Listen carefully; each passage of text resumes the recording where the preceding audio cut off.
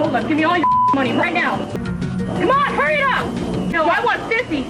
So you decided to grab a gun and go out and stick it in somebody's face and commit some robberies. Isn't that right, Miss Warzika? Yes, sir.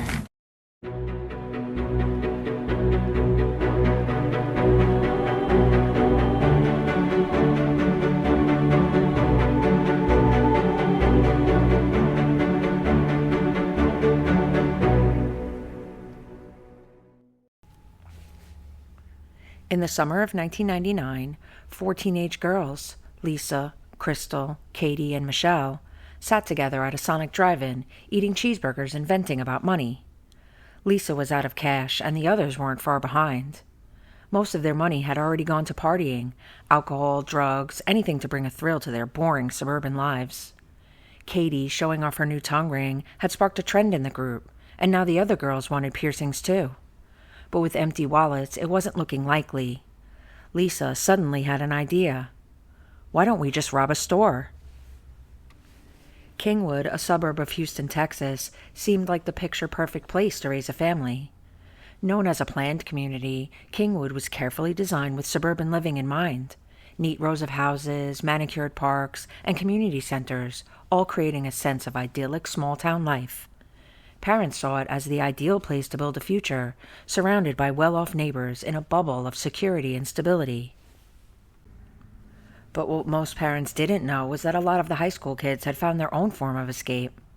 They gathered in shopping center parking lots, blasting music, drinking, smoking weed, and in some cases, even experimenting with harder drugs like cocaine. By day, they played the role of the all-American teenagers for their parents and teachers. But once they were out of sight, the masks came off. In Kingwood, the secret to rebelling was to never look the part.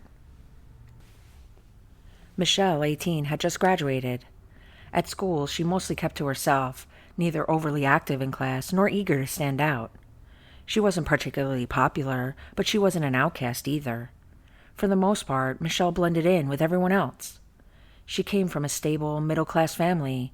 Her father was a lawyer and her mother a teacher. Though her parents had divorced, Michelle lived comfortably with her mom, enjoying the kind of security that seemed typical in Kingwood. But at parties, Michelle showed a different side. Some classmates remembered her as loud and brash. She could be vulgar and had a reputation for dating around. Katie, 17, was known for her charm, able to sweet-talk her way out of trouble with teachers and earning a reputation as a bit of a teacher's pet. Her mom, a nurse, worked hard to afford Katie's uniforms and supplies for the Phillies, the school's dance drill team, where Katie performed at school events. On the surface, she seemed like a model student involved in all the right activities. Katie kept an upbeat attitude and didn't let much get her down. But outside of school, Katie was always looking to push the limits. She loved to brag about her rebellious side, smoking, drinking, and dating a string of boys. As she became more conscious of her weight, she started using cocaine as a quick way to slim down. What began as an experiment soon became a habit, with Katie spending much of her money to keep it going. Her parents were divorced, and with her father living in another state, her older brother often tried to look out for her at parties, but she just kept chasing excitement wherever she could find it. Lisa grew up with big dreams and high expectations. Her father, a former Air Force serviceman, had married Lisa's mother, a Thai woman he met overseas, before settling down in Kingwood. Lisa and her brother both grew up active in sports, and their mother, a homemaker, attended every game. Lisa was a talented athlete with hopes of earning a volleyball scholarship and an even bigger dream of one day becoming a lawyer. But being one of the few biracial kids in a community that was nearly 90% white and only about 3% Asian, Lisa often found it hard to truly fit in. Perhaps her friendship with Katie was a way to bridge that gap. Katie's charm and bold personality offered Lisa the sense of belonging she craved in a place that sometimes felt far from welcoming. At 16, Krystal lived in the kind of luxury most teenagers could only dream of. Her parents were very well off, and it showed, from the game room in their house complete with pinball machines to the purebred dogs roaming the property. Her mother was often seen wearing expensive jewelry and fur coats, and, for Krystal's 16th birthday, her parents had even given her a brand new Firebird. In middle school, Krystal had been on the straight and narrow, but when she entered high school, everything changed. She had tried to make friends with the other kids from well-to-do families, but after they snubbed her, Krystal did a complete 180. She started dressing provocatively, wearing heavy makeup, and openly flirting with boys, often hanging all over them, earning her a reputation. Her restless, edgy personality led classmates to call her Crystal Meth. She embraced the nickname, cultivating a persona of live fast, die young. She acted tough and defiant, even making up stories to build her mystique, like claiming she was bulimic or that she worshipped the devil. Despite her nickname, cocaine became her drug of choice, and she regularly spent money to keep up the habit. Krystal threw herself fully into this rebellious image, dyeing her hair, getting a tongue ring, and pushing every boundary she could find. Back at the Sonic, when Lisa suggested they rob a store, Krystal was the first one to jump on board, latching onto the idea without hesitation. She even offered her Firebird as a getaway car. Excited and undeterred, the girls began planning right then and there. They'd watched enough Law and Order and The Sopranos to feel they could pull it off. Masks, hoodies, and guns would be their tools. They'd disguise themselves as boys, with two going inside for the robbery while the others acted as lookouts and the driver. On May 30th, armed with a rifle, a shotgun, and a semi-automatic pistol, they put their plan into action. They hit a stop-and-drive convenience store that night, and to their surprise, it all went off without a hitch. Hold up, give me all your money right now. The ease of the job emboldened them. A couple of days later, on a group phone call, they planned their next target. Everyone was ready for round 2. On July 1st, the girls struck again. This time, they targeted a different stop-and-drive, hoping for a bigger payout. They were prepared, each covering her face with a full mask and pulling up her hoodie, with gloves to leave no trace.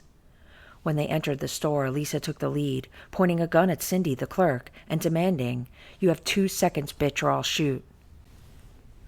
Cindy, startled by their appearance, thought they were boys, awkward teenagers with voices breaking, hidden behind their layers. But tonight, the girls had left nothing to chance. Katie, stationed by the door, noticed a customer nearby and immediately aimed her own gun at her, warning her not to move. The girls demanded money and cigarettes, but the tension was high. Cindy fumbled with the cash drawer, her hand shaking as she accidentally grabbed the wrong type of cigarettes.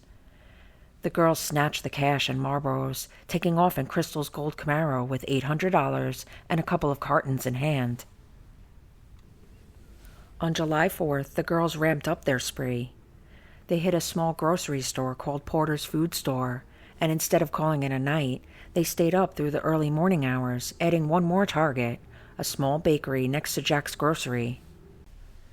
Jack's was well known among the local high schoolers as a place where they could always count on getting cigarettes, no questions asked. Lisa's mom was even friends with the store's clerk, Chi, a woman who had immigrated from Vietnam. The two women had bonded over the shared challenge of starting a new life in a foreign country. But to Lisa, that connection didn't matter. Jack's was still in their sight. Katie was grounded. After staying out all night one too many times, her mom put her on lockdown. Little did her mom know that Katie's late nights weren't just about parties. She'd been out committing felonies. But with her stuck at home, she had to sit out the next robbery.